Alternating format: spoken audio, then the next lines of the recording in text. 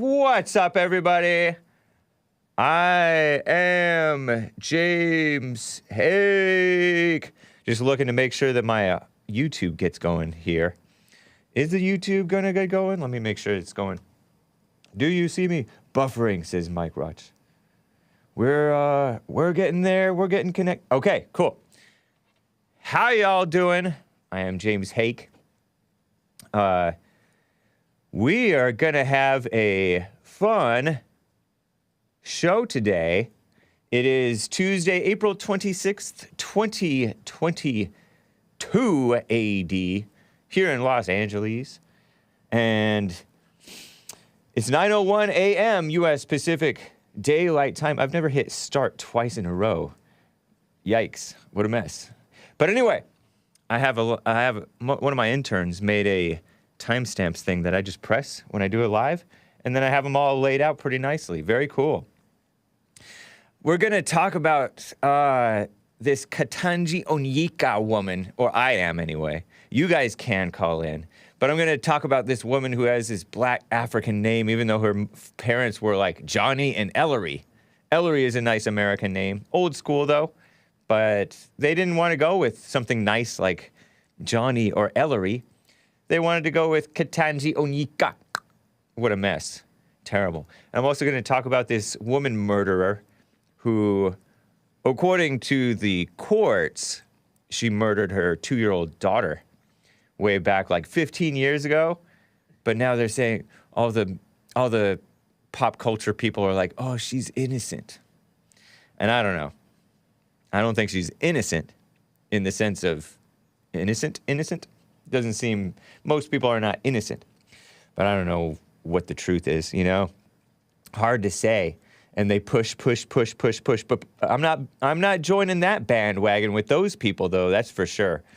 John Oliver, that dumb liberal foreigner who comments on American dealings. Sick. There's another foreigner who's commenting on American dealings. Piers Morgan.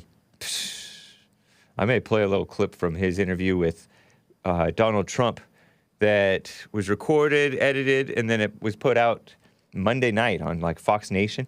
I may touch a little bit on that.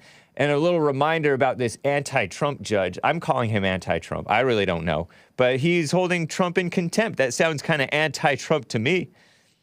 Over this political investigation, politically motivated investigation by that black female, Letitia James, a state attorney general out of New York. Please, you know, all that and your calls. But anyway, guys, let's get right on with the show. 1, 2, 3, 4. Oh, it's the Hake Report. The Hake Report. La la la. Oh, it's the Hake Report. The Hake Report. La la la. Hey guys! Oh, it's the Hake Report. The Hake Report. La la la. Oh, it's the Hake Report. The Hake Report. La la la. So, how are you guys doing? I am fine. Let me retweet my post, my tweet of the video. I am fine. It's Tuesday. Everybody loves Tuesdays. And it is a rough world out there. But they're trying to play all nicey with it. And I'm not buying it. I'm not buying into this nicey nice stuff, hopefully. Right?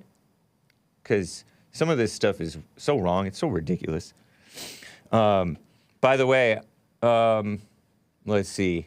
Shout out to the Subscribe Star supporters. Thank you, guys. I appreciate it.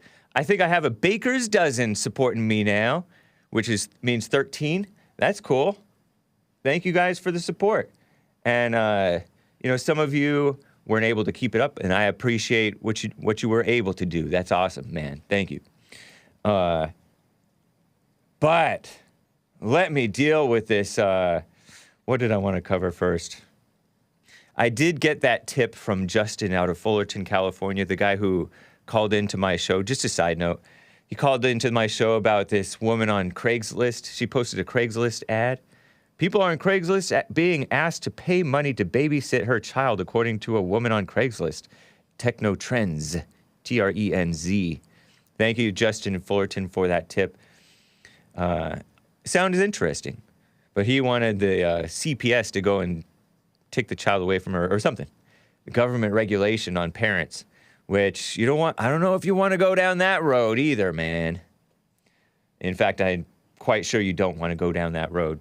But anyway, I'm sorry if I clicked my tongue too loudly into the mic. I should have gone like that, away from the mic, because sometimes it could be piercing if you're wearing headphones. But I want to talk about Ketanji Onyika Brown Jackson. Her real name is Jackson, but she, for some reason, kept her maiden name into like a middle name. Terrible. This is from Slate. Wow, is the AC on it? Kind of feels good in here. The power of Ketanji Brown Jackson's African name. And it's this Slate article, because I was debating with this guy on Twitter after my appearance on Modern Day Debate versus Hunter Avallone, the guy who went from supposedly conservative to supposedly liberal a couple of years back. And this guy named Sean, who has like an Irish spelling of Sean, like Sean Connery, S-E-A-N. I don't know if Sean Connery's Irish, but it's supposedly an Irish spelling, S-E-A-N, Sean. He's all, my name is not American, so would you say that that's a weird name? You'd say my parents hated America just because they didn't name an American name? I'm like, Sean's a pretty normal American name, man. It's a big difference between Sean and Ketanji Onyika, right? So anyway, I looked up this Slate article from just like last month by Ifeoma Yvonne Ajunwa, African immigrant woman, I guess, who doesn't belong in this country, in my opinion. But she's a professor at the University of North Carolina School of Law. I'm shaking my head. Where she is the founding director of Artificial Intelligence and Decision-Making Research Program. Yeah, artificial intelligence is right. The power of Ketanji, which she doesn't say Onyika, Brown Jackson's African name. It translates to lovely one, but represents so much more. And I think I may have a screenshot of this article. But anyway, the current nominee to the Supreme Court, well, this is before she was like affirmatively actioned into the Supreme Court by the stupid Senate. Sorry, kids, but the Senate is that. Parents. So let me read this little story. It is with a smile that I read the story of how she got her African first name. Her parents, presumably wanting to show pride in her ancestry as the thriving American descendants of enslaved Africans, had asked her aunt, meaning her mother or father's sister, I guess, a Peace Corps volunteer in West Africa, to send them a list of suitable names. They chose Ketanji Onyika, meaning lovely one. This woman is not lovely. She has a nice smile. I mean, yeah, her smile is kind of nice, I guess. Well, it's a little strained, actually, as I look at it. I'm looking at it right now. She has a picture of Frederick Douglass. Is that her office? Oh, my gosh. I'm just looking at this. Strength to love. What in the world is... I'm just looking at the photograph that you just saw on the headline here. What a mess. Okay, in a country where African men and women were once forced to change their names by slave owners, and where having an African-sounding name can still hurt your chances of landing a job, that simple fact that she has an African name on the Supreme Court is a small but meaningful step forward for Black Americans, and capitalizes the letter B in the word black. Typical woman thinking, right? Typical woman thinking. But it's also evil. It's like it's an open and brazen act of defiance and disrespect to the country and the whites. Fake smile, fake name, says Nicole R. Yeah, I mean, it is It's contrived. They didn't look back into their own family history. No, they asked some woman over in Africa because they think, oh, we're descendants of slaves from West Africa. Let's go way back there. Not honor the slave masters who had the decency to make them Christians, to enslave them here in America, the best country in the world. No appreciation. No white appreciation. No American appreciation. They want to skip over to Africa where they don't even be recognized, you know? Not too long ago, it was taken for granted that some immigrants, I'm reading this article, a little bit of excerpts from this article, written by Ifeoma Ajunwa, Ifeoma Ajunwa. This woman who's at what school again? What school is he? North Carolina School of Law, University. Ridiculous. Send her back. Not too long ago, it was taken for granted that some immigrants to the United States should anglicize their names. There's a myth that most immigrants from Europe had their names changed while passing through Ellis Island, but it's been debunked. It's true that some migrants, many of them Jews confronted with anti-Semitism, no such thing, did change their names after arrival. Similarly, immigrants from Asia felt the need to adopt English names to this day. I have a friend who has like this Vietnamese first name, and he's all jealous of his little niece or cousin who has a American name. He's like, how come you get an American name? To this day! Nice. Actually, his little sister has an American name, too.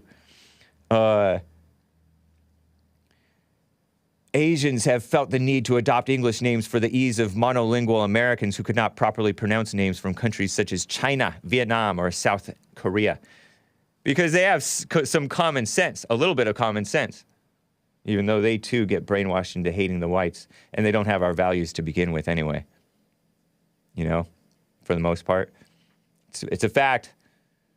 To this day, this woman writes, the ritual of becoming a naturalized citizen of the United States still includes the opportunity for the new citizen to change their name. To this day! Yeah, that's this woman. And she writes with this same level of bitterness that guy said to this day. Because that guy is Deontay Wilder. You know we've been fighting 400 years and still fighting to this day. You know we've been fighting 400 and still fighting to this day. That's this woman. Same feminine energy. Female satanic energy. Not the good kind of female. This woman says, I immigrated to this country from Nigeria at age 14, and when I was naturalized, I had faced enormous pressure from both family members, sounds like some sensible family members, that's why she did okay for herself, I guess, and from others to change my name from Ifeoma. I declined to do so. To the stubborn woman. Let's see. Unlike the stories of European immigrants bartering their names for anglicized ones that could give them full membership in American society, the story of how black Americans lost their African names is one of violence and exclusion. The history of slavery in America was not widely discussed in the educational system of Nigeria when I was born. But when Alex Haley's award-winning series Roots finally aired on television in Nigeria, like so many other children, I was transfixed by the story of survival against all odds. Isn't that like a total fiction, Roots? Alex Haley, who is not a decent person, I'm told. I thought. One scene from Roots remains seared to my memory, where Kunta Kinta. I've never seen this movie, but I've heard it reenacted by people who are mocking it. Is brutally whipped into accepting the English name Toby. Oh, I thought it was James Master. I guess it's Tony. Toby. I heard that's a Reading Rainbow guy. Dang. I thought he was like this nice guy. To me, this signaled there was something powerful in an African name. Otherwise, why inflict so much pain to erase it? Give me a break. Wasn't that story total fiction? I'm shaking my head. Raymond says Roots is a great comedy. Many immigrants to the United States who are also racial minorities, like they're just bitter. They're coming into a white country, and we accept so many different people, and they turn around and call us a racist. I'll tell you, they call the best man, one of the best men in America, at least in the public eye, she calls him racist. Give me a break. Okay, so they've taken such and such a choice of changing their names because the labor market and social discrimination they experience. Rightly so. It shows you have a lack of sense, or your parents did. And if your parents had a lack of sense, good chance that you might. JLP has talked about this. There's a great episode of JLP on Larry Elder's TV show. Did you know he had a TV show? Larry Elder here in LA. And he talked about, the chip on the shoulder thing that these people have. I watched another video from like this PBS propping up two black women. Not completely attractive either, by the way. Just side note. Who are talking about the black-sounding names. It has like 1.3 or 4 million views. 1.38889 million views. And it's talking about, it was a political statement for many. They got away from the white man's religion to go to Islam, so they have Arab-sounding names, or this or that, or they just make up different names. They just want to be different. All kinds of mess. And this white guy who I was debating on Twitter, Sean, tries to compare that to the name Sean, S-E-A-N. Give me a break. Get some common sense. Anyway, social discrimination, quite justified in my opinion. Weighs heavily on African immigrants. Merely having a name that sounds black can be a disadvantage when looking for work. I know, you guys have nasty attitude, and everybody knows that.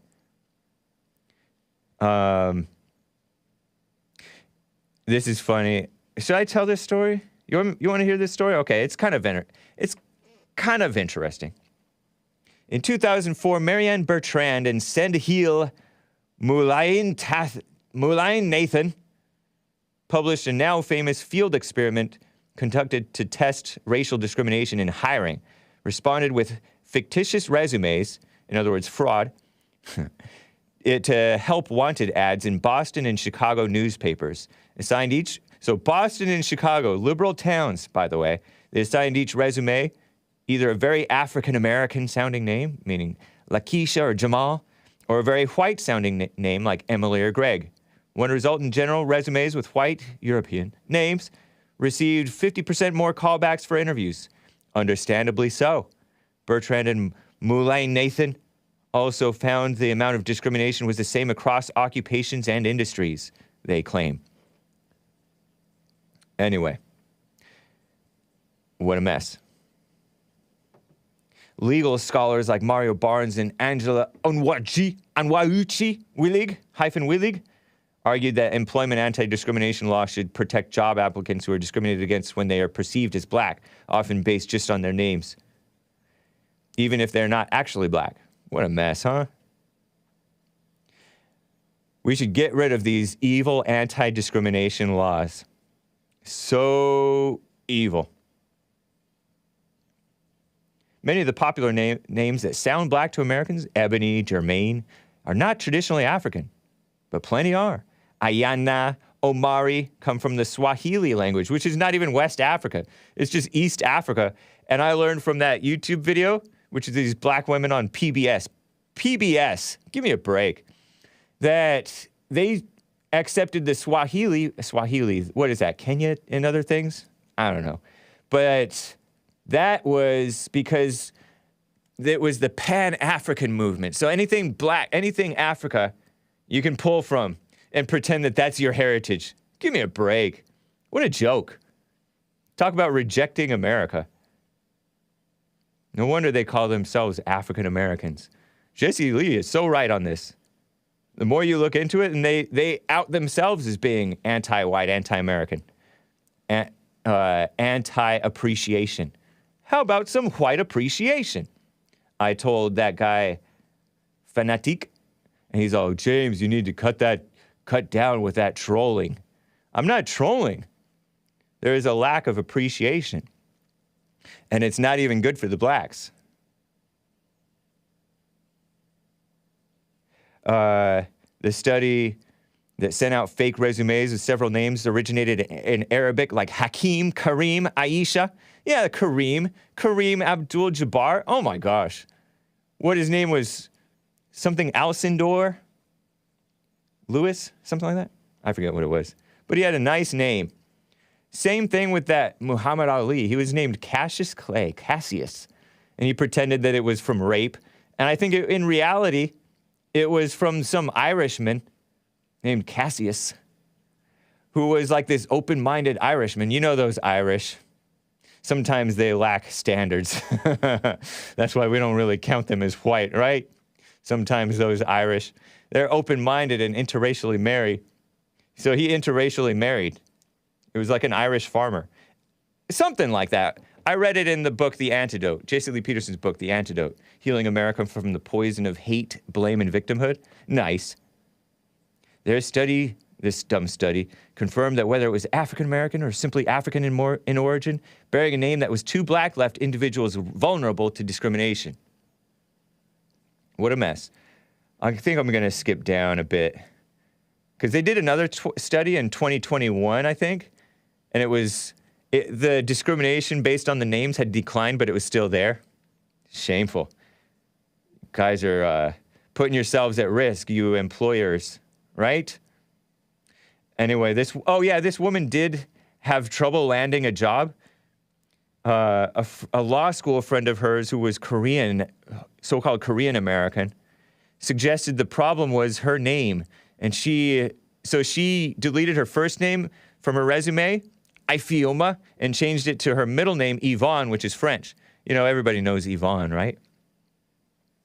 I know, like, Asians named Yvonne. Because they go for, like, the American name. And so she got a call back. She got several, according to her, right? Who knows? We recently had a black president with his own African name. Don't remind us, Barack Obama. I'm shaking my head still, FYI. Those of you who are listening on the audio feed. Okay. Some African immigrant groups have been perceived by many as highly educated and financially successful, even as many African and Caribbean immigrants still struggle with poverty in America, right? A major study conducted, and here it is, 2021 involved 83,000 fake resumes. Man, that's a lot of work. These people got nothing better to do than to send 83,000 fake resumes, found that applicants with black-sounding names still less likely to get an interview, though the difference was smaller than in 2004. Okay, so here it is. Here's the big kicker line, and I put a meme on this too. If there was any doubt that this social discrimination still exists, just consider the minimally veiled racist comments that Tucker Carlson made. Tucker Carlson, the only pro-American talk show host on cable news. The only pro-America man in the public eye, besides Trump, but he's not really in the public eye right now. Maybe I'm being exaggerating, but he's like one of the very, very few who is not just sent to the margins completely. And they would love to send him to the margins, like they've done so many of the rest of the whites. Tucker Carlson made about Judge Jackson's African name while questioning her credentials. So is Ketanji Brown Jackson, a name that even Joe Biden has trouble pronouncing, one of the top legal minds in the entire country? He asked. In the world of Fox News, an African name alone is disqualifying, this woman says. I'm like, yes. Yes, it is. Because it tells you something about this woman. That she didn't see the unreasonableness of her parents. Her parents wanted to harken back to the West Africa days, which they have no connection to. Johnny and Ellery, I think they're like professionals or professors or lawyers or something wrong like that. It's ridiculous.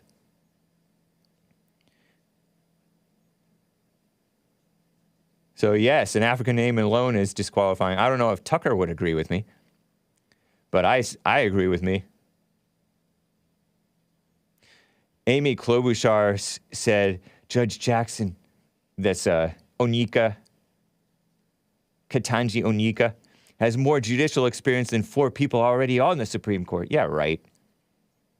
Great poise, eloquence, and temperament. Yeah, right. She didn't have good temperament. She cried when that phony guy, Cory Booker, treated him like his mama. Remember that? Like he's a little boy with her, worshiping the black woman. Not morally straight, I'll say that. Hake always agrees with himself. Recreational account says, I just got banned on Twitter. Watch out. It's just because he, quote unquote, owns it doesn't mean it's changed yet. It hasn't even changed hands fully. Anyway, side note. I am heartened by her nomination, this Ifiuma woman writes, to the highest court in the United States, high on pot, one of the top jobs in the world. I hope it will signal to all that people with black-sounding or African names are worthy applicants for any job. It's gonna get worse. I remember JLP predicted, and I didn't get it at the time, when Obama was elected president, I was a listener to the Jesse Lee Peterson show, that they're going to cry racism even more so. He's going to fail, and they're going to blame racism on it. And he failed, and they blamed racism on it. He did evil, and it was mess. It's funny because I'm spending a long time on this. It's funny because the story that this Ifiuma Ajunwa links to is a New York Slimes story. And this New York Slimes story is headlined, at Harvard, a Confederate flag. You know this beautiful flag that I have, right? I do have it right there. Yeah. A Confederate flag. Let's see. No. A Confederate flag. I'm saying no because they change the headline sometimes. Spurred Ketanji Brown Jackson to act. Give me a break. Pathetic. And it's an article by Erica L. Green, a black female, perhaps an affirmative action writer, over at the failing New York Slimes. When a Confederate flag was hung from a window of a dormitory at Harvard University more than 30 years ago, members of the Black Students Association, kick them out, I say, saw it as an attempt to tell them they did not belong there. That's your imagination. But yeah, you don't. You don't belong there. It's true. It's true. They sprang into action being vocal, agitating, militating, marching, doing all that great stuff, said Antoinette Coakley, one of the students, recalled recently. But the voice of another member, Ketanji Onyika Brown, sorry guys with the click, soon to become Coakley's best friend, cut through the noise. Wait a minute, as we're doing this, we're missing out on classes. We're fighting against this injustice. We're actually doing them a service because we're going to be failing. So we protested, but we made sure we were in class. Typical women, right? Now, the Confederate flag incident was one of several at Harvard in the late 80s, early 90s. Tense debate whether it was a justifiable form of free speech roiled the campus. How pathetic. I didn't know that Harvard was that lame even in the 80s and 90s. I guess I should have known, right? Yeah, that makes sense. University administration decided it could not force students to take down the flag citing free speech, but encouraged students to take more account of the feelings and sensitivities of angry blacks, of others, right? Pathetic. In other words, they hate white people, so you have to hide. You have to hide. Go into the closet, whites, upstanding Christian whites, right? Go into the closet. Ridiculous, right? Anyway, let me read some super chats. We're at the bottom of the hour. Yesterday, there was a nice super chat from WWB Advocate. Hunter kept framing it as blacks, Hunter as in Hunter Avalone, on Saturday, my debate on modern day debate, thehakereport.com/appearances. Young man. I use the term man loosely. Hunter kept framing it as blacks have to rather be stupid or discriminated against, when it's not about either of those things. Africans can't recreate our culture just as we can't recreate theirs. Oh, I mean, we're starting to, well, anyway. Chinese people are high IQ, but they can't recreate our culture either, says WWB advocate. Yeah.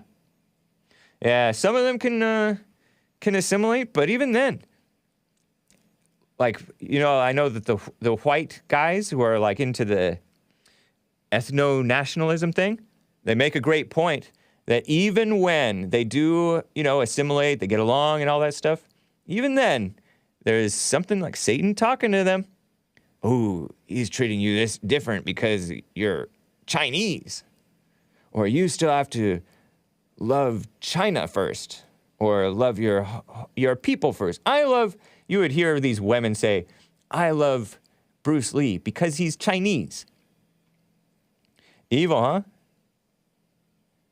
It is basically like a white thing, seemingly, to value excellence from anyone. To be like fair-minded in that way seems more like a white thing than anything else. Because all these other people are all into the Ketanji type stuff. First black woman this, first black woman that, first gay this, first gay that. First Hispanic woman sentenced to death in Texas. I'll get to her. But yeah, I think you're right about that, man. These people, yeah, they don't. They did better when they embraced. They did better, though, when they embraced the white Christian culture rather than resenting it, rather than joining the Pan-African thing or naming their children as a political statement. Right? Anyway, more super chats. Danimal says, shout out to Hake, the crew. That includes Nicolas and Chris and JLP and Bill. The chat, Snake Pit, and the callers. Nice. Shout out to everybody. Thank you, Danimal. Appreciate that. Single Mom says, with the super chat, if you're asking someone to be a live-in nanny to your child, referring to that call from Justin in Fullerton, California yesterday, you're going to get some non-morally straight older male prospects chomping at the bit to take you up on that offer. Yeah. Or even females. Oh my gosh. But you're right about that, single mom. Fair point. Kunta Quinta. Kunta Quinta gave a super chat and said, I don't understand why cross-dressers who call themselves the opposite gender have enough sense to try changing their name to be seen as whatever, but a black won't. If anything, they change their name to sound even more black, African, or Muslim. Muslim. Yeah. Fair point, Kunta Quinta. Spelled Quinta. Terrible. Lacking in sense. Thinking that the whole rest of the world has to bend to your trying to be different. Rather than when in Rome, do as the Romans do. You know what I mean?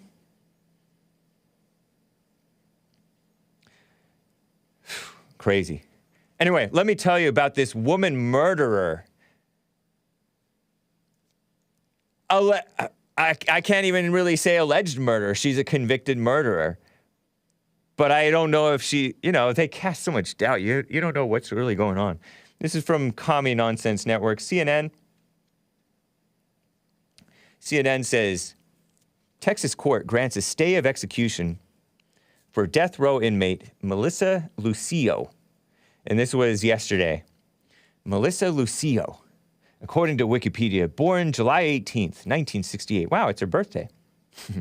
Is the first woman of Hispanic descent to be sentenced to death in Texas. Wow, congratulations. Maria Elizabeth Lucio.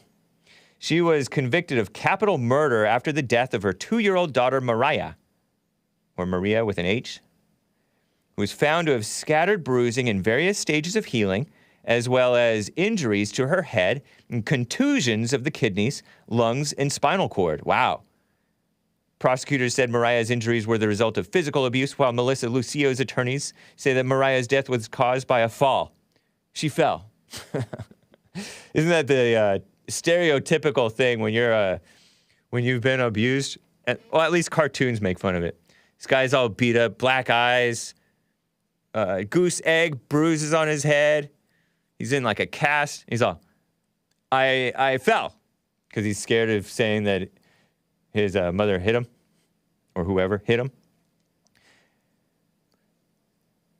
Melissa Lucio's, this is interesting. This is some background on this woman who was convicted of this crazy murder of her toddler, 2-year-old daughter. Melissa Lucio's father died when she was an infant. And I may have like a couple pictures of her, but Melissa Lucio said that she was sexually abused by her mother's boyfriend. And I don't know if that's true, but I do know that so-called step-parents, are a bad idea, or, mother's boyfriend type of situation, or a father's girlfriend type of situation. Bad idea. They don't love those kids, for the most part, right? Yeah, in fact, they don't, because they wouldn't get involved if they did. So-called sexually abused by her mother's boyfriend for 2 years, beginning when she was 6 years old. So she had a messed up life, according to her. She got married at the age of 16, had her first 5 children with a man who drank heavily and supposedly physically abused her. What'd she do to him, right? So here's some information about the 2-year-old daughter who was killed. Mariah Alvarez was born to Melissa Lucio and Robert Alvarez. So this Alvarez daughter had her father's last name, not the mother's last name. Born in September 2004, Mariah was Melissa Lucio's 12th child out of 14. That woman is a machine. You guys want to see the picture? You want to see the CNN coverage of this woman before I finish this? Let me play this CNN. I think I have it. It's clip, let's see. Can you tell is the clip in there? Clip 11. Yeah. Let's play this little CNN report on her situation. 12th child out of 14. Anyway, if you're watching the video, watch closely. You'll see the woman's face and her son talking and other relatives. 14 kids. Listen to this CNN report. We're so excited, and we're waiting. We're waiting for Melissa to come home. With just 2 days before the scheduled execution of Melissa Lucio, the Texas Court of Criminal Appeals issued a stay that might give her a chance to prove that she did not kill her 2-year-old daughter, Mariah Alvarez, in 2007. In a statement, Lucio said in part, "I am grateful the court has given me the chance to live and prove my innocence. Mariah is in my heart today and always." It's a really tough time for all of us right now. Bobby Alvarez and his siblings have been visiting their mother in a Central Texas prison, where she has been on death row. She fell all the way down. From the first step up there all the way down here. Her family says that day they were in the middle of moving. When Lucia was packing in their second-floor unit, Mariah, who was unsteady on her feet due to a mild physical disability, fell down the stairs. She didn't show signs of severe injury, but became lethargic, and 2 days later, unresponsive. We immediately called the ambulance, and from there, got taken away. It was just a horrible night. Court documents show Texas Rangers interrogated Lucio for hours about extensive bruising and suspected child abuse. The clip of this interview was provided by Lucio's lawyers. How are you not cold-blooded? How are you going to change our minds and prove to us that you're not a cold-blooded killer? I don't know how to change their minds. Well, you can start by telling us the truth. Start by telling us the truth. It wasn't going to stop until she told the interrogators what they wanted to hear. Lucio's lawyers say after hours of questioning the night her daughter died, Lucia was pressured into agreeing that she was responsible for her daughter's injuries, but never said she killed her child. Her defense team says the new evidence includes testimony the jury never heard from witnesses saying Lucio did not abuse her child. Lucio's lawyers also say the jury was not shown how Mariah's bruising could have been explained by a blood coagulation disorder caused by head trauma sustained in the fall. Now buy a that. lower court must review some of these claims, including that she is actually innocent. 5 jurors have said with new evidence, they feel Lucia should have a new trial. Mariah's death was a tragedy, not a murder. And the reason that we're seeing the jurors come forward, the reason that we're seeing such an outpouring of bipartisan support is because people recognize that Melissa Lucio is innocent. Now the trial court will have a hearing to review evidence on certain defense claims, and based on that, she could get a new trial. All of that could take months, and she will remain behind bars in the meantime. Ridiculous, huh? In my opinion, it's kind of ridiculous. People fall. Yeah, the Innocence Project, Tim Scott mentions. Yeah, they are involved in this. The Innocence Project. I think the Innocence Project have had people on the Jesse Lee Peterson show. Jesse Lee has interviewed them sometimes. And they go kind of liberal. Like they're not always correct about these people being so-called innocent. But I don't know in this particular case. Child Protective Services had previously investigated this Melissa Lucio woman for allegations of child neglect. And they noted Melissa Lucio's youngest children were often left to the care of their teenage siblings. Melissa Lucio was addicted to cocaine, and she tested positive for cocaine shortly after Mariah was born. Wow. This caused her children to be placed in foster care. 3 older children went to live in Houston with their father. Melissa Lucio regained custody of the others in late 2006. This toddler reportedly had scattered bruising. They pretended that the bruising could have been from the fall, right? But it was in various stages of healing. She had bite marks on her back, patches of hair that had been pulled out, a broken arm, maybe the broken arm from the fall, I don't know. A broken arm. According to Melissa Lucio, 2 days earlier, Mariah had fallen down a set of stairs leading to her injuries. That's when she got lethargic and eventually died, right? Melissa Lucio was arrested and questioned for 7 hours by Texas Ranger Victor Escalon, fellow Hispanic, right? I guess. Without a lawyer present. I say good. Without receiving food or water. You don't necessarily need food or water in 7 hours, although it would be nice.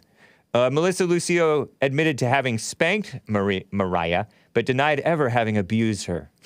Yeah, okay. She repeated that more than 100 times. She was pregnant with twins at the time that she was, that the kid died, toddler. Gave them up for adoption while she was in jail. But part of the reason I'm so incredulous is that all the wrong people are getting all involved in this.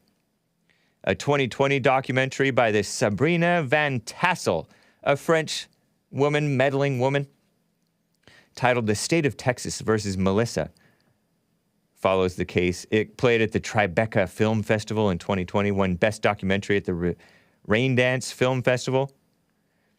In March 2022, March 6, 2022, the main segment of the HBO show Last Week Tonight. Look at this woman. Do you trust her? I wouldn't trust her to make a documentary to exonerate me. Reminds me almost of, well, at least like maybe a perhaps prettier version of the woman who made that documentary about the black lady, 55-year-old black lady who was shorted the title of valedictorian at that Springfield high school. Give me a break. Anyway, this HBO is far left enemies of America, enemies of the whites, enemies of men and Christians and children. Last Week Tonight with John Oliver, that foreigner, British sounding, doesn't he have like a British sounding accent? His segment was called Wrongful Convictions. Her case was the main one mentioned as a reason to reform the so-called American justice system and abolish the Anti-Terrorism and Effective Death Penalty Act of 1996, whatever that is. On April 5th of this month, right? This month, evil Kim Kardashian, and yeah, she is evil, called on Texas Governor Greg Abbott, the rhino, to grant clemency to Melissa Lucio. She's always on the side of the POCs and the women, Kim K. Right? April 17th, just last week, I guess, right? Something like that. The main segment of the HBO show Last Week Tonight with John Oliver called Police Interrogations. Her case was mentioned as having every hallmark of a false confession. Yeah, okay. If this woman is innocent, I say so is Derek Chauvin. I'm just saying. IJS, right? I'm just saying. Actually, I say Derek Chauvin is innocent anyway. Derek Chauvin, the guy who kneeled on the shoulder blade and or like neck a little bit, neck area, which was according to police policy, by the way, of Georgia, Florida. I say he's innocent, even this woman's guilty, honestly. Coke addicted woman. 14 kids, though. Right on. I guess.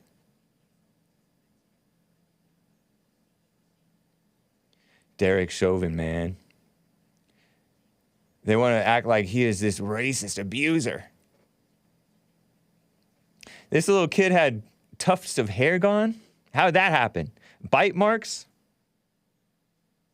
I blame white supremacy, says Smells OG. Yeah, fair point.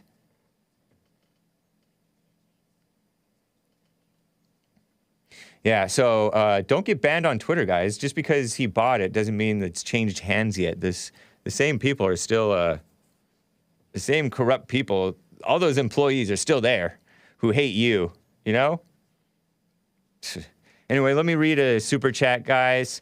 John WX25 says, now that Musk has purchased Twitter, let the cutting up, med overdosing, jumping, and breakdowns begin. Oh, man. No, we wish them well. He's talking about these employees and the far left libs who can't stand for the existence. We exist. We have a right to exist. The existence of sensible people. They hate that. Some people say they want you dead. Dead! Dead! I've heard Vincent James say it, real Vincent James. I was promoting real Vincent James and Dr. John R. Lott Jr. to Hunter Avallone, this young male whom I debated, went from conservative to liberal. And I recommend that you read up on Dr. John R. Lott Jr., PhD of Crime Prevention Research, crimeresearch.org, and look into it. He's like, no, I think I'll pass.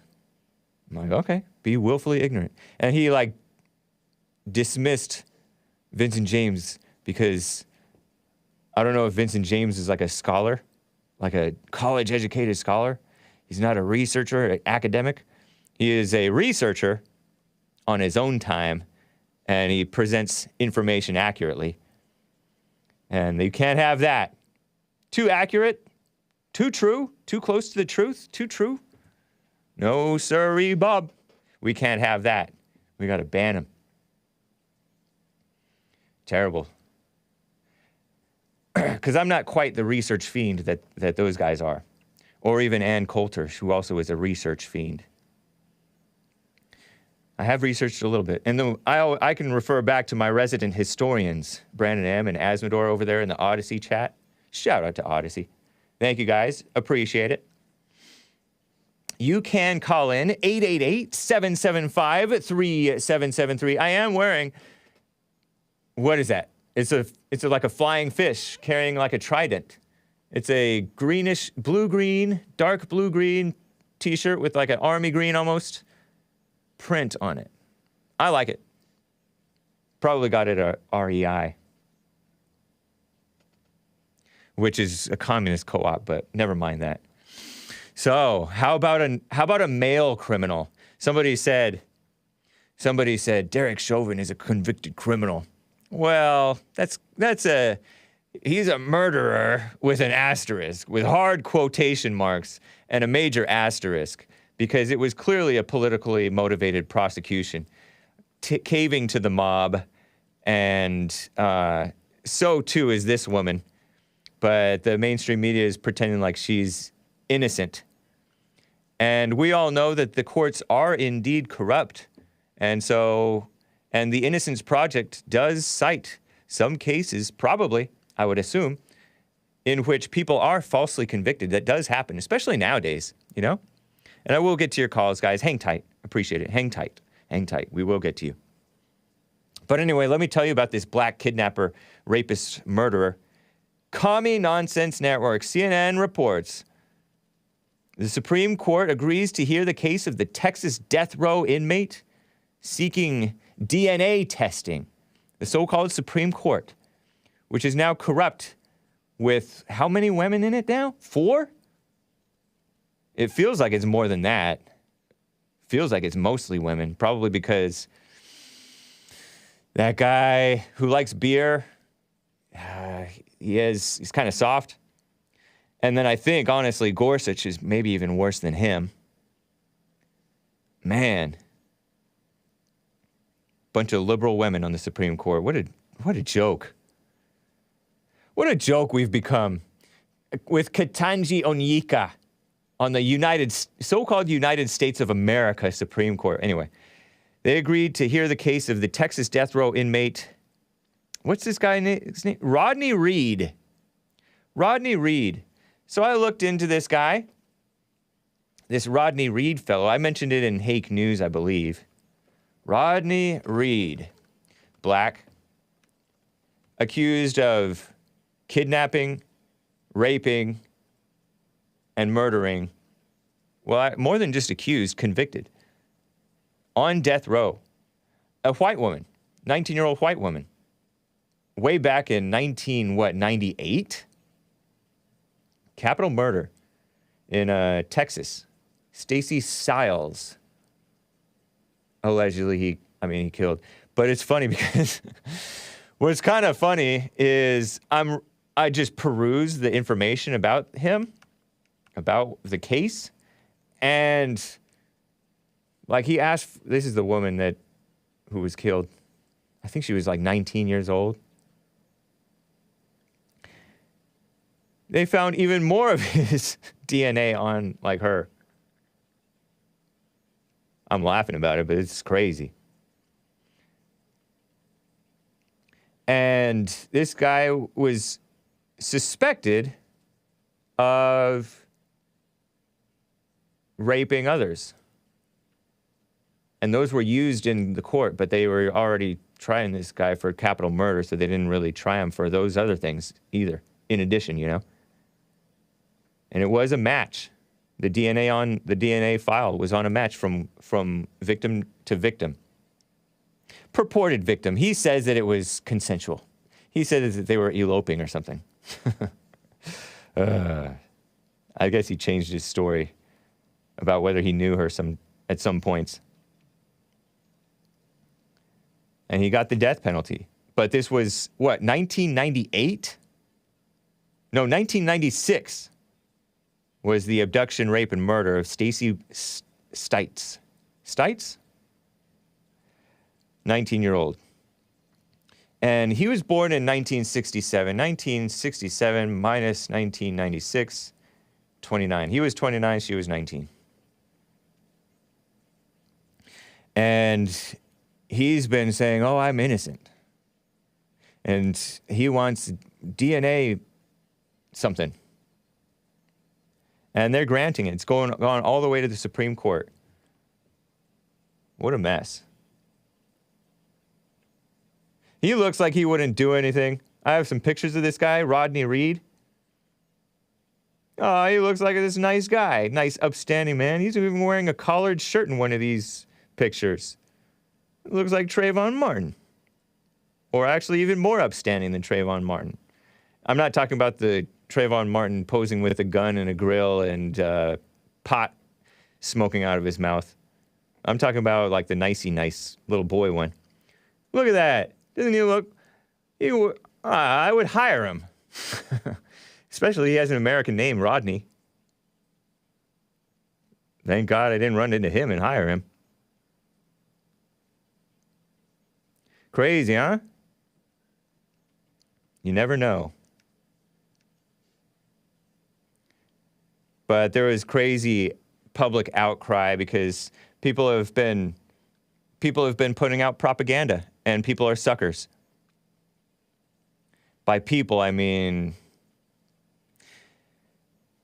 the liberals who side with criminals and blacks and women and Hispanics and hate whites, hate men, hate America. They exploit like a little bit of truth and then just push. And if you don't know what's going on, you'll fall for it. So I guess that's enough of that. But what a shame. Watch out, people.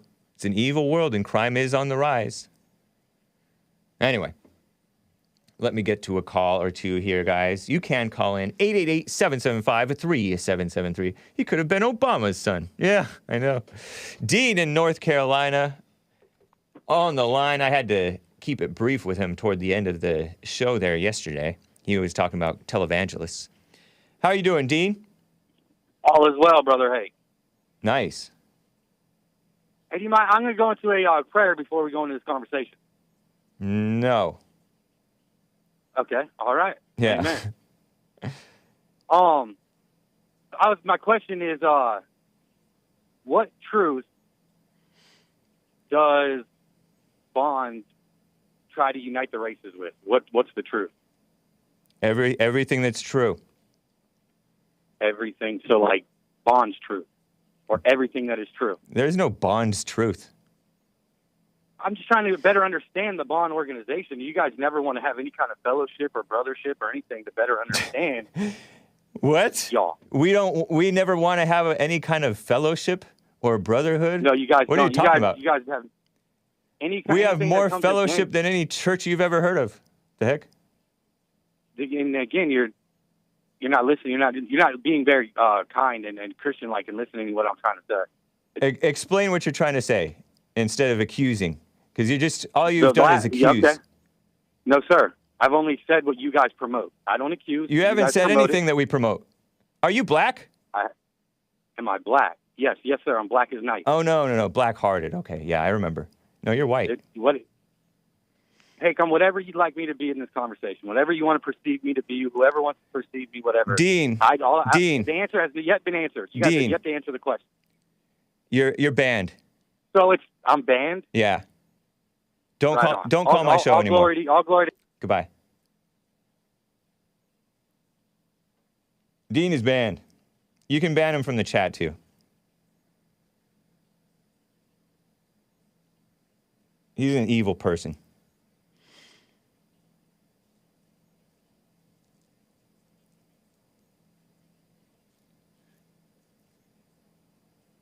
He's just a vulgar person. But thank you, Dean. I appreciate the call. Take a break.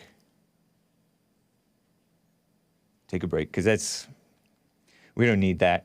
We don't need that mess. Yeah, anyway. All right. Ban Hammer.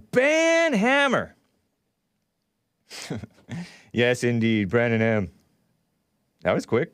Says, taking care of business. Don't hate Dean Hake, says Dale Everdale. Tell Dean not to hate Hake. No, I'm kidding. Can't tell him not to hate. He can't help it. All right. Anyway. Let's get to this. Let's get to some more hate. Oh, you know what? No, we are at the top of the hour. It is time for some frog eyes. Frog eyes. Frog eyes. I am going to get to this Trump judge. I have a Piers Morgan clip to get to. I have a little warning for those of you as we head into spring and summer and you go out hiking. Watch out for rattlers. Watch out for the snakes. And I have some bad news on Sweden and Finland. They're trying to join NATO. Very ill-advised. Very ill-advised. But let's get to some frog eyes. Frog eyes.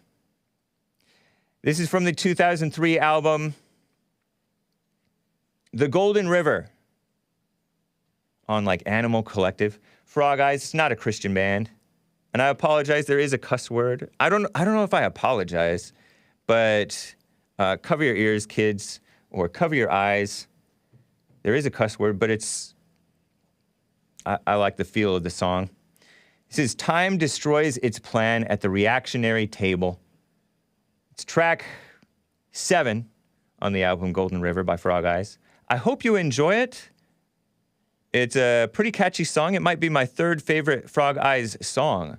I thought it was my 2nd favorite for a second, but then the song right after it, tomorrow's song, hopefully I play it tomorrow, will be perhaps even better. The first song that I ever played from Frog Eyes is my favorite. Anyway, guys, you musical Philistines, enjoy or press mute now.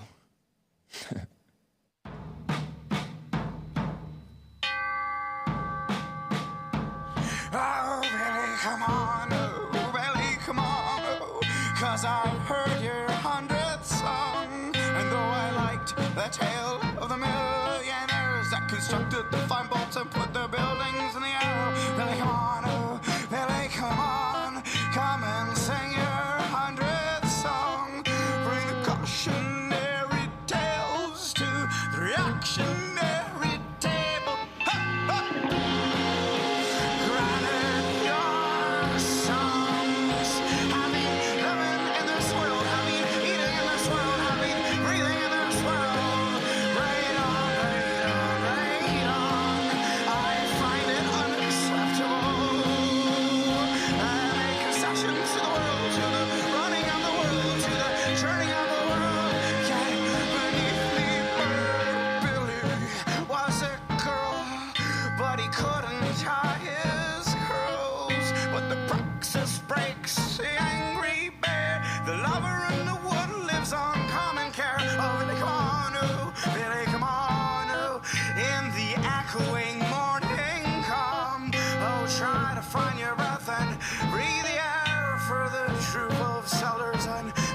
So, Billy, come on, oh, Billy, come on, oh, like a population bursts from your songs for the birdies and the babies and the downtown pushers. Please, Billy.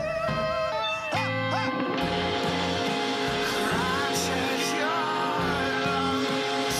I've been sucking in this world, I've been breathing in this world, I've been lying in this radar.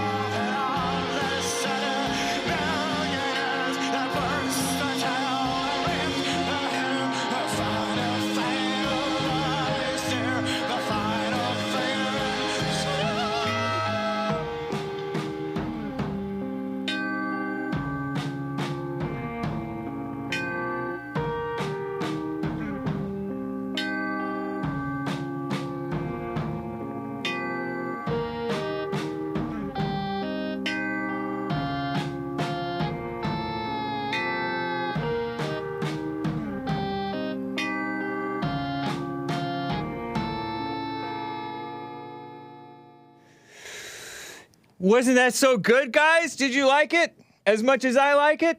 I think some of you liked it.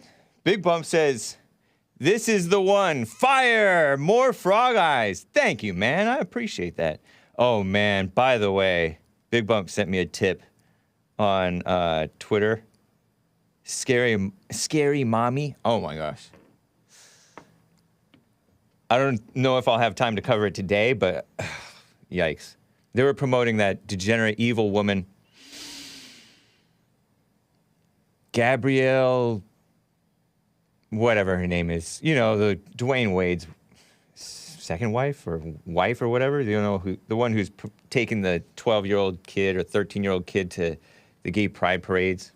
Nasty, evil, stressed out, disgusting woman. What a shame. Oh, yeah, but let me read some of your guys' chats in reaction to this. Thank you, Big Bump, for the tips, as always. It's entertaining, says Canadian David. What, the song? Drunken Carney song.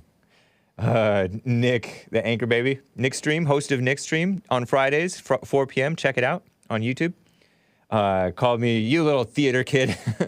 Yeah, because I like this drama. It's like from another time and place, this Frog Eyes sound. Oops, I spit. Oh my gosh. Somebody says Dean was better than this, at least. Maybe so. Maybe so. Dean has an evil spirit, so he was banned, says Urban Distribution. Sounds like the B-word hole surfers, says Poco29. You know what? I don't think I'm familiar with. I have not knowingly heard that band. I have heard them, I'm sure, but not knowingly. I don't, as I recall. This music is whack. Animal Collective, are you a fan? Is Animal Collective the name of the record label that put this out? They had other releases on Absolutely Kosher Records, whose releases from other bands I have played, or I think OK is out on Absolutely Kosher, or was. This is a banger on 1.75 times faster. The singer needs to forgive his mom. The entire chat is annoying. Should you all be banned? It's awful, says, shout out to the Facebook crew, Ashley at the Facebook crew. Singer's drunk off of Zima and wine coolers. What's up, Tim Scott? The real Tim Scott, not to be confused with the Rhino. What the heck is this music? Hake's music's still better than Luka's music, says a boy with no face. Thank you, man. Shout out. Shout out. I gotta go anyway, says Lord Red Skull. At least the music keeps the trolls away for a little. But anyway, thank you guys bearing with me through that wonderful music. I got a quick super chat for you guys, or for me, really. From Steven Absolution, says, sorry I haven't been able to super chat in lately. Been kind of busy. Busy bone? But I've been listening on the app. I need a Spotify playlist of your awesome music, Hake. Hook it up, bruh. Oh, that's an interesting option. I only use my iTunes, so I'll have to pay more attention to my... Maybe I'll make a Hake report, Hake music Spotify playlist or something. I don't use Spotify much. I have it hooked up to my Shazam whenever I Shazam a song. You might be able to... I think that some people have found my Spotify, but I totally neglect it. I don't use that. Most of my CDs, anyway, I put onto my iTunes. Sorry. I know Apple is evil. So is Spotify. So is Google. So is Amazon. What a mess. So, guys, let me play this Piers Morgan little clip. Piers Morgan is a British male who pretends to be one of those reasonable liberals. He hates the Second Amendment of the United States of America and tries to meddle. I think I have this clip.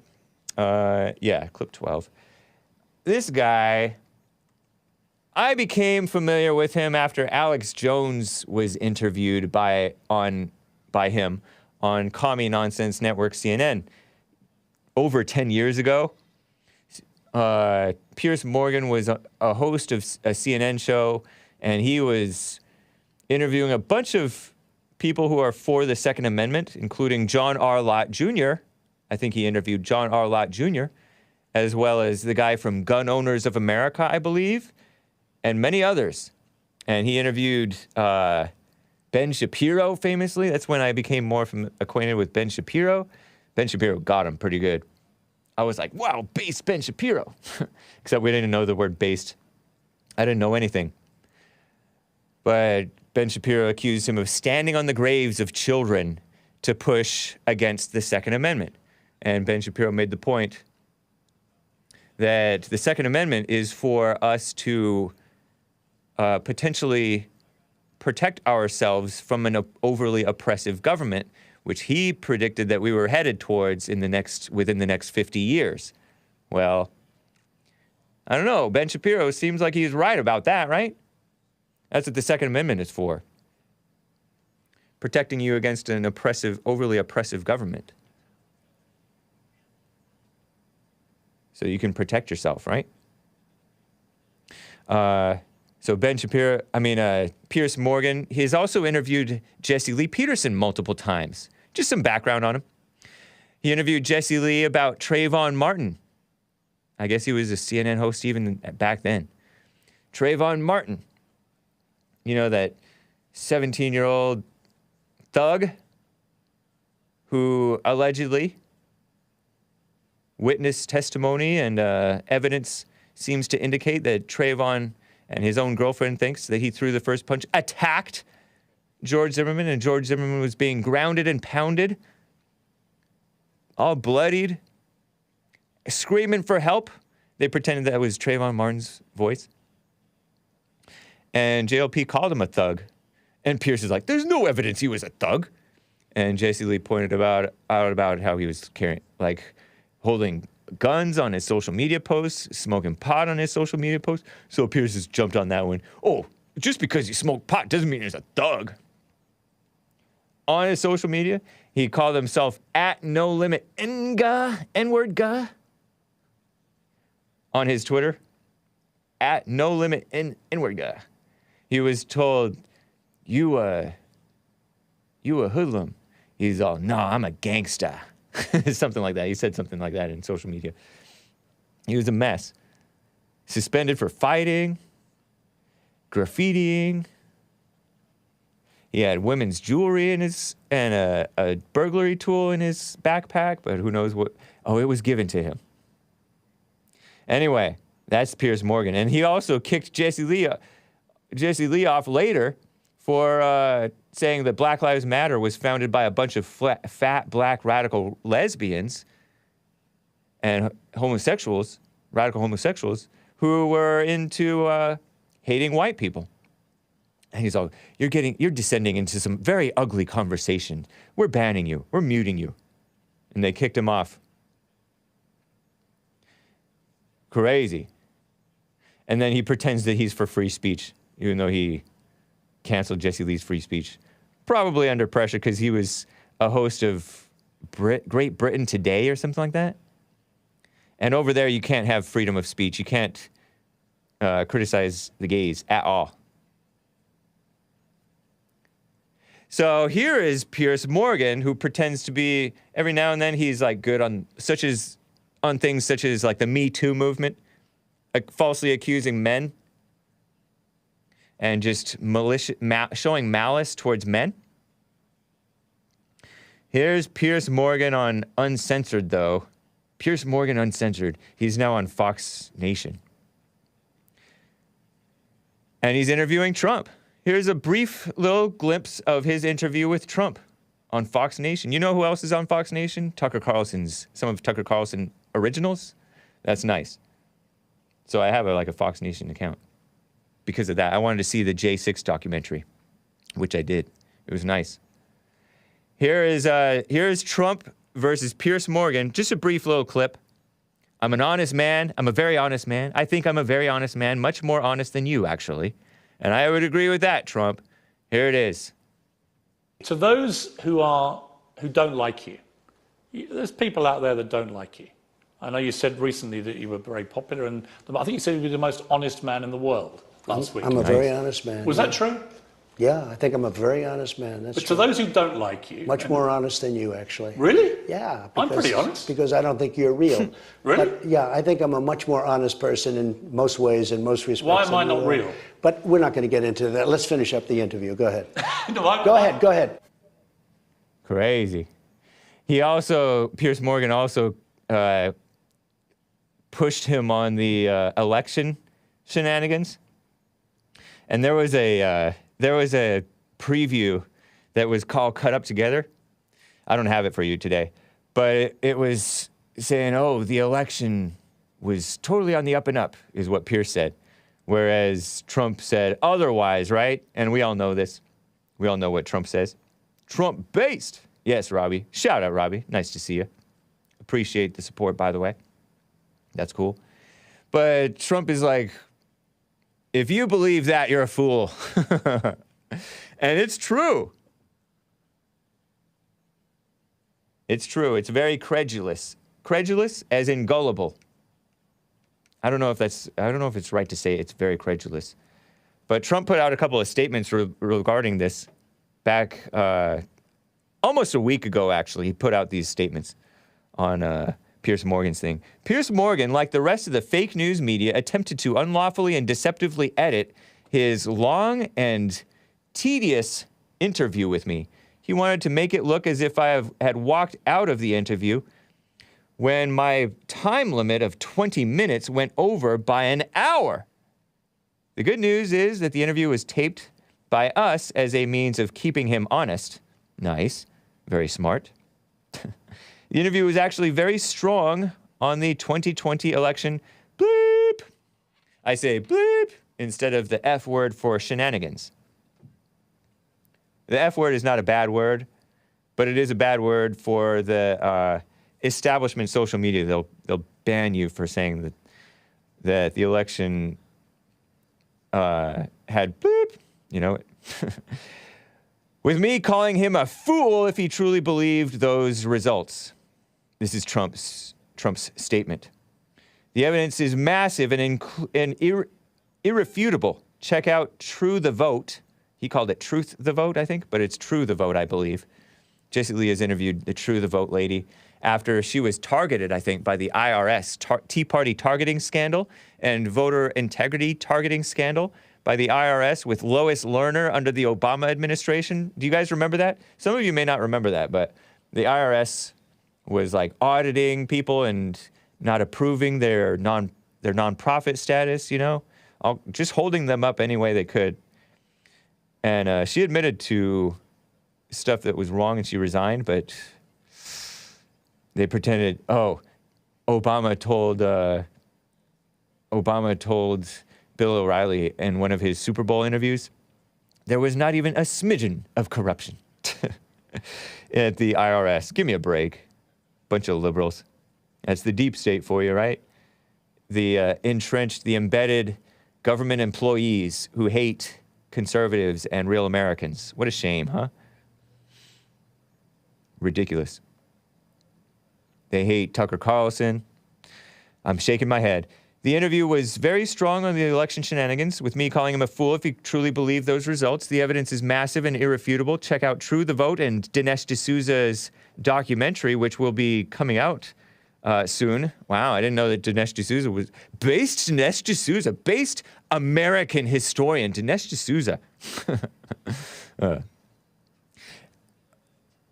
I can definitely sympathize and agree with the criticisms that I think I saw criticisms from maybe that guy whom I've interviewed in the past, Richard Spencer, but also Nicholas J. Fuentes, CEO of Cozy.tv. Did you know that JLP is on Cozy.tv? Cozy.tv/JLP. But he said, Dinesh D'Souza, this guy who came into America in like 1987 or something like that, and he's calling like white Democrat slave owners and Jim Crow Democrats are the real racists. Please, those are more honorable men than most of the Republicans today. And maybe they were honorable men, period. But anyway. I guess he's coming out with a documentary on the election. Interesting. 2020, you mean? I mean? For those who want to make Pierce look bad, compare his video promo and how it was doctored to the real thing. Hopefully they will now be doing some big changes to their final production. It just shows, however, what I have to deal with the fake news media, Trump says. He went out of his way to deceptively edit an interview and got caught. That is a big story, isn't it? He also said, if I did what, in another statement the next day, 5 days ago, I think, if I did what Piers Morgan did in his fake interview with me, rigging and redoing my words, and then making it sound like I walked out of an interview, the failed gubernatorial candidate and radical left racist attorney general of New York State, Letitia James, that black female affirmative action woman, would start an immediate investigation and demand the reinstitution of the death penalty or whatever may be worse than that. Piers got caught red-handed in the interview that I rather enjoyed is now in shambles. I especially enjoyed talking about the 2020 election shenanigans. I'm censoring Trump, changing the F word to shenanigans. And his big mistake on the way he walked off his show when the weatherman made him look like a fool, referring to Piers Morgan. Is that when Piers Morgan walked off he walked off his Good Morning Britain, right? He got all mad, I think because he had spoken critically, which I agree with him about this, about Meghan Markle, that mixed race, partly black woman who invaded the royal family, which is a big mess. The royal family, a bunch of dumb liberals. And she married that guy, the red-haired guy. Shame on him marrying her. Is she older than him? I'm shaking my head. But anyway, Piers Morgan walked off after criticizing them, and he was called racist or something. I think he mocked the Oprah thing where they tried to call they went on Oprah, these two people, and called, Meghan Markle called the royal family racist. And Piers is like, this is beyond the pale.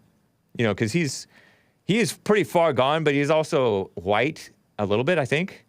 And there's like an inkling, like a little spark of reasonableness inside of him, deep down in there somewhere. So he had like a little flash of reasonableness, and he had to walk off the set. I never walked out of my interviews with him. It's easy, but he tried to make it look like I did. Prince Harry is 37, Meghan Markle 40. Ouch. Unlike others, I don't believe Piers is a complete slime ball, but he lost a lot of credibility. Many of the fake news media outlets are covering his mistake.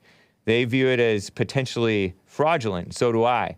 Piers is off to a bad start, but thanks to me, he may get a final burst of big ratings before it all comes crashing down. Isn't that nice?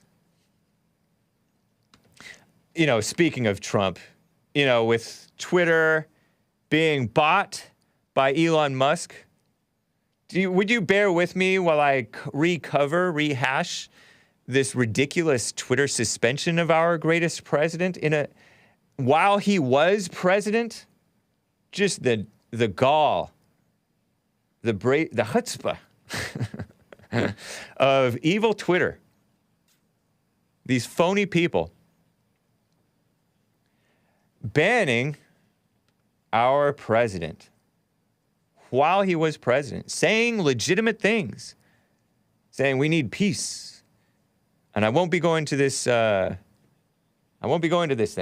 Here's Twitter on the permanent suspension of real Donald Trump. Actually, I have this inside of that don't show folder. Trump Twitter suspension, at least the top one, the headline. Because I came across this, it was Friday, January 8th, 2021. Twitter Incorporated posted this blog post, company blog post, over a year and a half ago, right? Or like a year ago, almost a year and a half. Wow, it feels like it's longer than that.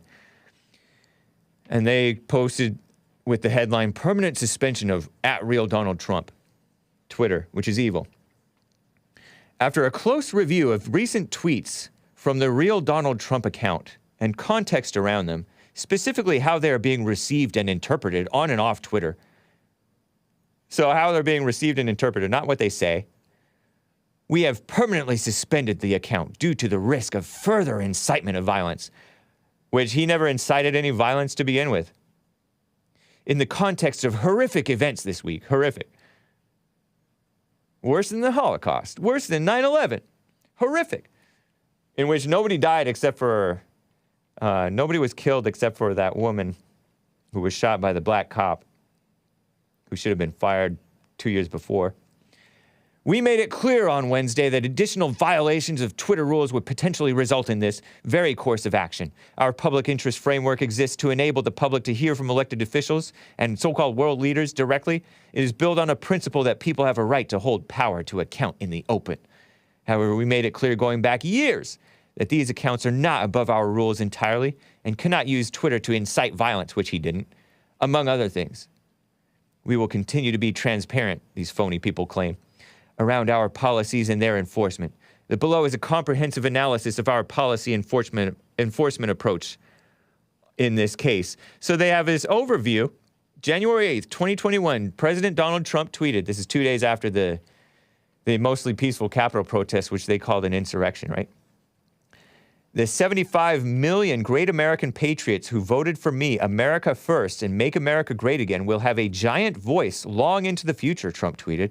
They will not be disrespected or treated unfairly in any way, shape, or form, exclamation mark, exclamation mark, exclamation mark. And they have been disrespected and treated unfairly in many ways, shapes, and forms. But that's his mission that he was expressing, right? To all those who have asked, I will not be going to the inauguration on January 20th, he said. Nice, nice. Due to the ongoing tensions, Twitter says, in the United States, and an uptick in the global conversation in regards to people who violently stormed the Capitol on January 6, 2021. These two tweets must be read in context of broader events in the country and the ways in which the president's statement can be mobilized by different audiences, including to incite violence. This is so ridiculous. I mean, these people pushed Black Lives Matter, which was killing people. January 6th, nobody was killed except for Ashley Babbitt, rest in peace. And then some people committed suicide. I don't think it was related. And then that guy had, maybe from the stress, he had that seizure or brain aneurysm or something that he died. Rest in peace, Officer Sicknick.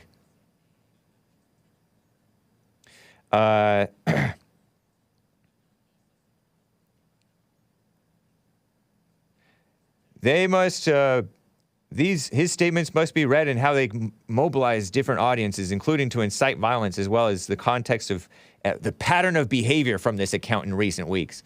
In other words, they hate him telling the truth or speaking his mind, right?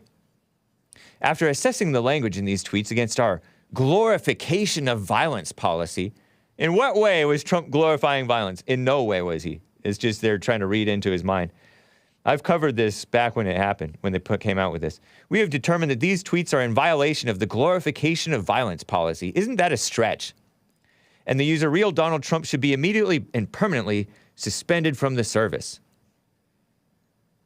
So they listed off their factors in how they think that this is glorification of violence. Is this boring to you? Hopefully it's not. Because to me, it's like intellectuals will rationalize their evil. Because this is evil what they did. And they've done it to like so many people, but they did it quite prominently to the sitting president of the United States. Once they saw that he'd quote unquote lost the election. Okay, here's their factors that lead them to think, oh, this is glorifying violence.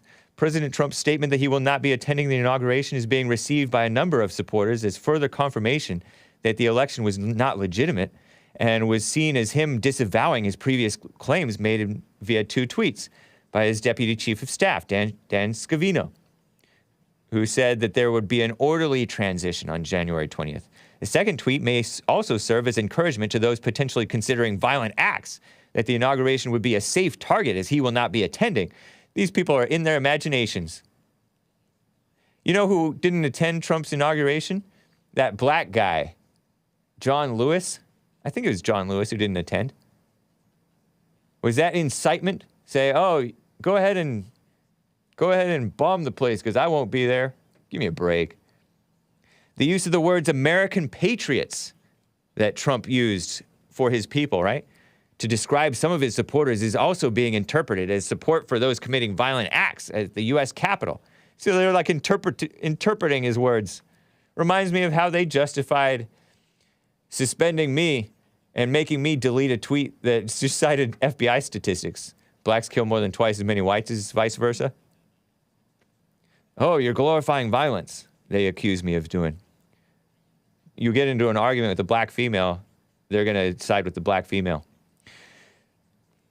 The mention of his supporters having a giant voice long into the future, and they will not be disrespected or treated unfairly in any way, shape, or form, exclamation mark, exclamation mark, exclamation mark, is being interpreted as further indication that President Trump does not plan to facilitate an orderly transition, and instead he plans to support, empower, and shield those who believe he won the election. Why shouldn't he? Those are his supporters. But they're pretending that's glorification of violence. Stupid. Plans for future armed protests have already begun proliferating on and off Twitter. Yeah, right. Including a proposed secondary attack at the U.S. Capitol state buildings January 17th, 2021. As such, our determination is that the 2 tweets above are likely to inspire others to replicate the violent acts that took place. What violent acts? Moshing with the cops? They were moshing with the cops. Moshing is when you're punching and, like, being violent in, like, at, like, a concert, a punk rock concert or something like that. It's effectively what they were doing, moshing with the police. Anyway. There are multiple indicators they are being received and understood as encouragement to do so. So phony. That's evil Twitter. So I'm glad that, I don't know about Elon Musk. Like I said, I don't know about him. I like that he talked to the Babylon Bee as opposed to CNN. I like that he pretends to be for free speech. We'll see what happens. Trump said that he's not joining back with Twitter. He will not be joining back, even if Elon Musk reinstates his account. And I don't think that the reinstatements are going to happen fast, because it still has to change hands officially. It has to be approved. It's supposed to be like later this year. Maybe it'll happen faster than I'm thinking. I don't really have any time frame in mind, because I don't know how this stuff works. But we'll see what happens. I am on Truth Social. I saw Al Gorbachev followed me on Truth Social at the Hake Report. I retruthed Al Gorbachev. I don't necessarily have high or low hopes for Truth Social. I take it for what it is. I'm on Gab. I think I'm on Gab at James Anton Hake. I may switch that to the Hake Report. I'll see. They may let me. I'm on Telegram at the Hake Report. And I'm on Twitter so far. But I was told you shouldn't follow the alternate account of David Duke, because I got an alert. Your contact, David Duke. I guess I have his number from when he was a guest. Has joined Twitter and is at whatever David Duke 22, and so like I followed him, retweeted his, hey, I think I should be reinstated. And somebody said, you can get banned just for following a banned account. But I don't know that. We'll see. We'll see what happens. Anyway, thank you guys. Thank you, Subscribe Star supporters, for the support. I put another Subscribe Star post up and already got quite a bit of reaction. Thank you guys for the support, guys and gals, but guys includes gals, for the support on subscribestar.com/The Hake Report. I talked about my impression of Hunter Avallone, as well as the internet, guy from the internet, Leo Fung, is that what his name is? Leo Fung? He gave a vote of support for Hake on Cozy. That's cool. Nice.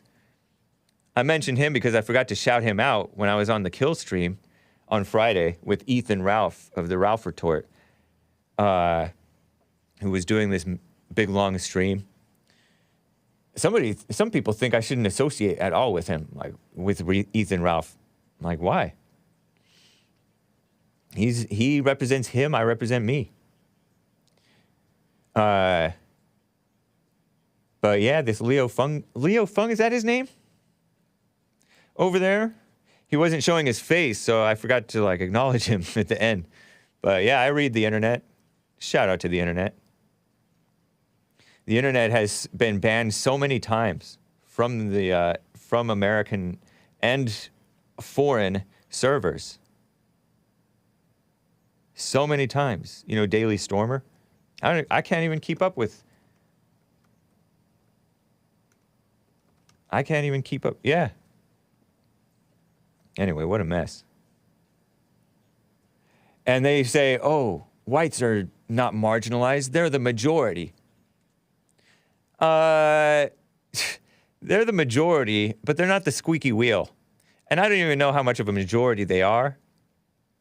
They are busy working, kind of too nice, deluded, spoiled. Their children are getting subverted in the schools and on social media, and by the mothers, and by evil itself, and the weakness of the fathers, because they're just following in the bad footsteps of the black messed up families. Whites are quite marginalized, especially if they step out of bounds. If they step into the margins of truth, you know? Because truth has been pushed to the margins. Truth under attack. Truth is hated. Truth social, even. Do you agree with that Trump is the most honest, one of the most honest men in the world, or perhaps the most honest man in the world? Yeah, it's a weak majority, Canadian David says. Yeah. The squeaky wheel gets the grease, and the evil is promoted in the world. That's the way of the world, and it is even more now. Free Ross says whites marginalize themselves. None of this will happen if they don't let it. Yeah. There is a little bit of a, I don't want to say the word, that C word. It's not a bad word. I guess it might be kind of a bad word. But they just kind of betray what's right and kind of just kiss up to evil. Let me tell you, just a side note, I didn't mention this in my intro, but let me tell you about this story that I saw from one of my Telegram chatters. I don't want to say followers because I don't like that term.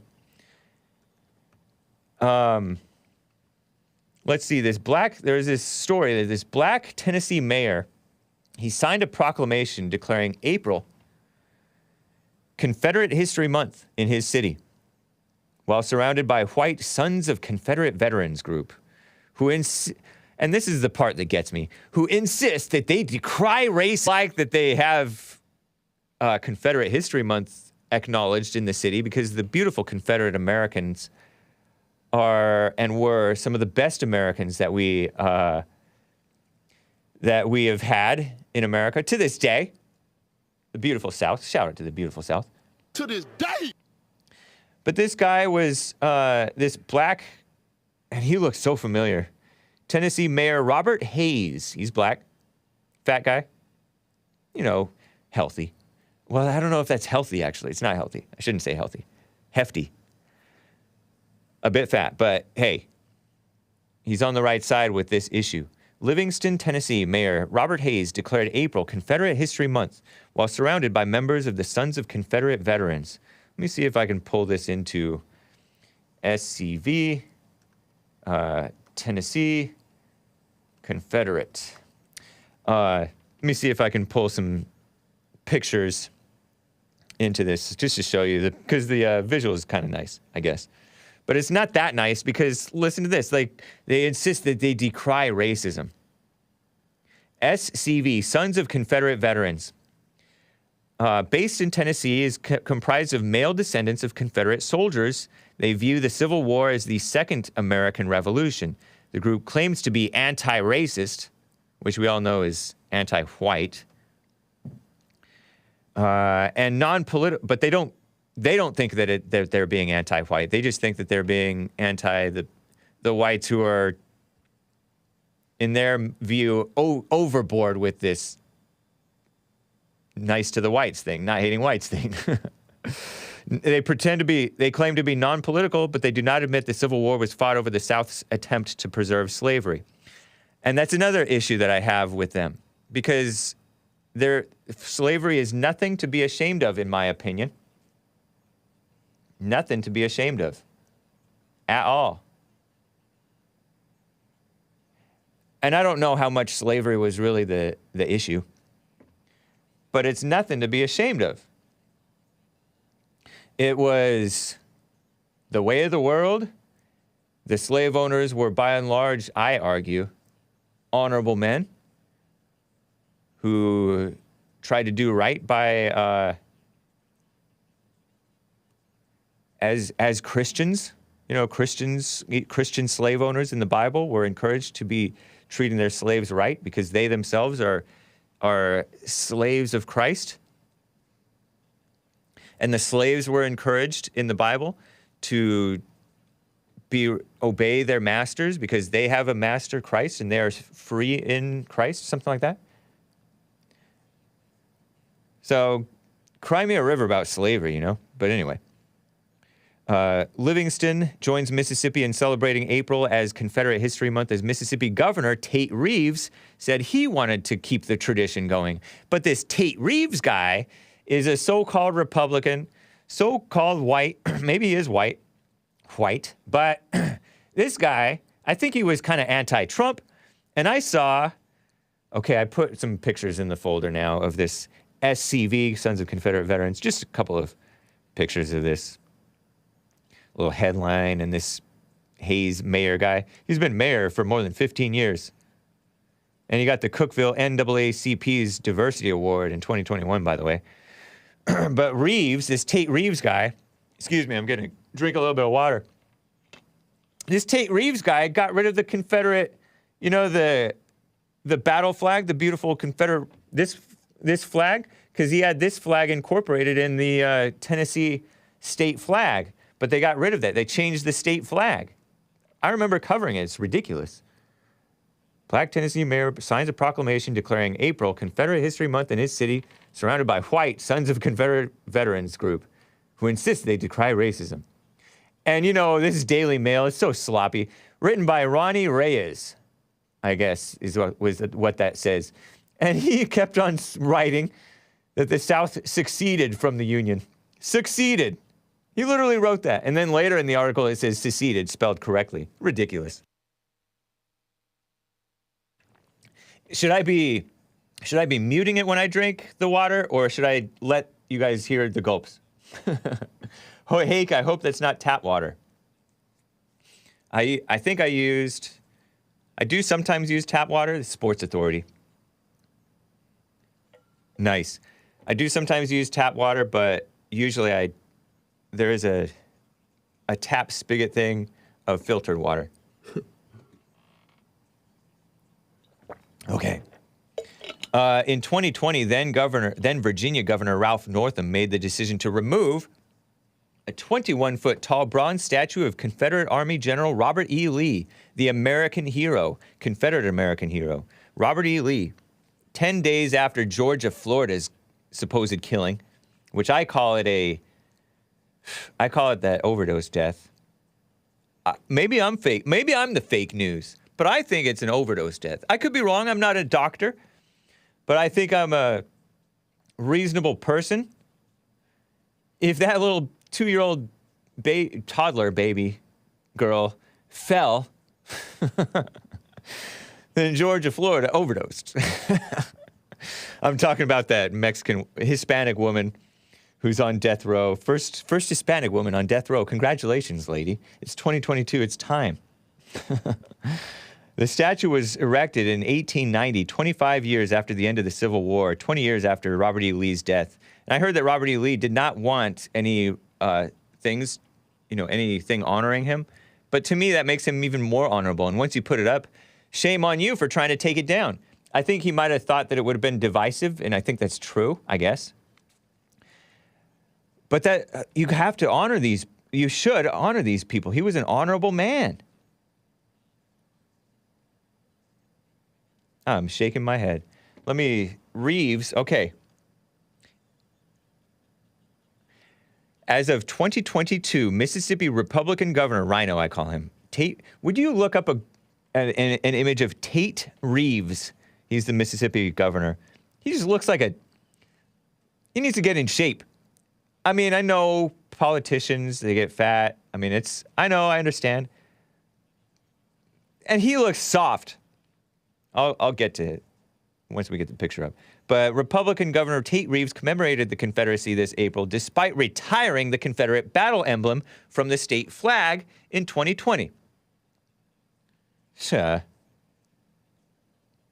Reeves said he wanted to keep the tradition alive as the previous governors had done, but the proclamation failed to mention slavery. Mississippi's chief reason as to why it seceded from the United States. Yeah, I mean, that one makes him even look too manly and tough. But if you zoom in on that face, he's like pudgy, soft. Nice hair, though. Great hair, but it's not exactly like, I don't know. He just doesn't look tough and solid. It's a nice smile, I guess. But he shouldn't be smiling so much, maybe. There's like worse pictures of him. But zoom in on that face. Let's zoom in on that face. Because this guy, he's, I don't know, man. Kind of pudgy, in my opinion. Yeah, you see? Too nice. Come on, Southerners. Get some men in there. This guy's... And maybe he's tougher than he looks, you know? Politicians can be very surprising. Tough, but not right. Because he's not right, and he's not tough for the right things, in my opinion. Outside looking in. Yeah, look at him. Big old neck chin thing. Sorry to the neck chin people. It's fine. It's fine. It's not fine, though. You want to be healthy. You know who else gained too much weight, in my opinion? And I think my opinion is factual, accurate. That guy from Florida, Ron DeSantis. He used to be pretty slim. And then he got fat. I heard that Trump gained considerable weight when he was president. And then he didn't want to lose it because he didn't want his face to... the shape of his face to change.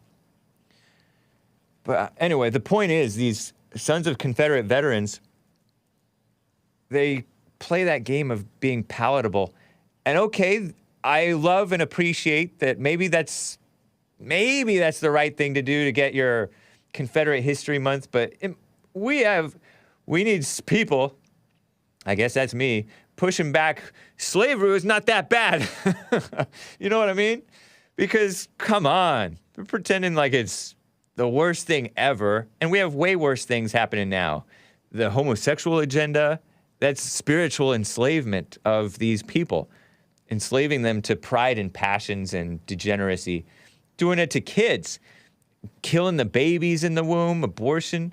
I know, I guess that they were killing kids sometimes in the womb or something back then. They were, whatever. I guess that sometimes men were, what is that thing where you make it so that the men can't have kids castrated or something?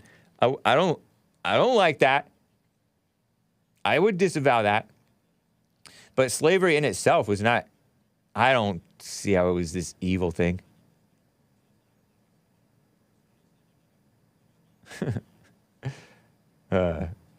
Why is he talking about weight like he isn't overweight? You think I'm overweight? I'm probably underweight, to be honest.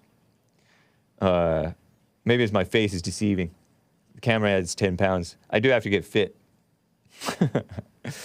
5'9", 160, 165. I don't know. 5'9" and a quarter, 160. Oh, shoot. I just doxed my whole thing. Terrible. Yeah, but I do have to I have to do the push-ups, get back to push-ups, pull-ups, sit-ups, crunches, squats. I am walking, though. I'm walking every day. Anyway, let me get to like a little PSA for you, public service announcement. I saw this headline. It was from the far-left female-run outlet, The Skim. You remember Westley? You Christians, you seen the movie The Princess Bride? Cary Elwes. How do you pronounce that name? Cary Elwes. C-A-R-Y. You know the singer from Frog Eyes, his name is Cary as well. Cary Mercer. Nice last name. I like that last name, Mercer. It's kind of cool. But Cary, C-A-R-Y, Cary Mercer is C-A-R-E-Y. Elwes, it's a male name, not to be confused with the female version of Cary. Cary Elwes reveals he's recovering well from a rattlesnake bite, according to People magazine and the far-left female-run outlet The Skim. And I have the link. I will post the link on my blog post, but I don't want to share the image because, oh my gosh, it's disturbing. If you guys are squeamish, I guess. Cary Elwes, this actor from the 80s, was it an 80s movie? late 80s, The Princess Bride, funny movie. It had Columbo in it. It had Fred Savage in it. And it had him in it. Westley, the man in black. Bit not by an ROUS, rodent of unusual size, but a rattlesnake. And he showed a picture of his finger, and I think his middle finger is like big and just like black and like cracked up. I don't really, press 1 if you want to see it. Press 2 if you don't want to see it. Press 3 if you don't care. Chat. Because I might show it. I do have it in the don't show folder, but I don't really want to show it. So watch yourselves. Whites like to hike, right? It's a white thing. Be alert, especially it's springtime, summer's coming. These animals like to sun themselves. You know, it's called basking. I'm seeing a lot of 1s. I see a 2. Thank you, a boy with no face. I knew I could trust you. 1, it's natural. 3 says I don't care. There's a couple of 3s. Nugget Man says 3. 3, I counted that as 2. We're seeing a lot of 1s. I don't know, man. I don't know. Grateful to the staff of Malibu Urgent Care, LA County Fire Department, and the staff of medical professionals at Ronald Reagan UCLA Medical Center for the great care. I'm recovering well thanks to these wonderful folks. And it's crazy because I think this guy woke up in the hospital. A rattler. And different rattlers, I think the Mojave rattlesnake can just mess you up. Like they have like neurotoxins, whereas the other rattlers have like regular sidewinders and others. They have toxins that just mess up your body. But some of them go to like your mind. And I know one guy who's couldn't walk several years. Sometimes it kills you, but he couldn't walk several years after a Mojave bite.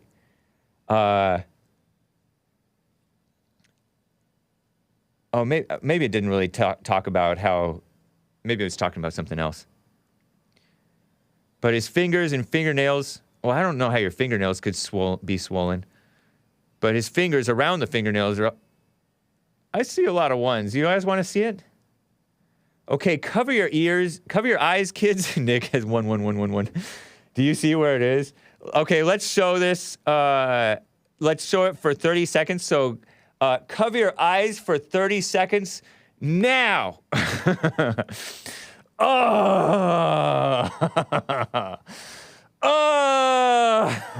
That's nasty. His hand looks manly, though. I wonder if his hands aren't really that manly in real life, but they're just swollen. Ooh, I'm getting queasy. I'm getting lightheaded just looking at this. It's all like black and cracked up and blue, and the finger looks like it's going to get amputated. Honestly, I don't know, man. It doesn't look right. And honestly, his whole hand, I think, is swollen. He posted it on IG. Maybe he should have had a, warning sensitive content thing, you know? Okay, is that 30 seconds? Okay, let's take it away. Thank you. You can uncover your eyes now. Well, honestly, kids are not really that. Lisa in the chat. Oh, whatever. It's not that bad. Stop being so squeamish. Yeah, you know what? It's all in your head. That's true. You can overcome it. Tyler, it's not that bad. Yuck, he's wearing a mask in his Oh, that's funny, Nicole. Says, yuck, he's wearing a mask in his profile photo. Beta! Terrible. It's not even that bad. Hey, LOL, says Isaiah Johnson. Man. Anyway. Yeah, so anyway, watch out. Yeah, 1987 movie, The Princess Bride. Popular with the Christians because it was good, clean fun.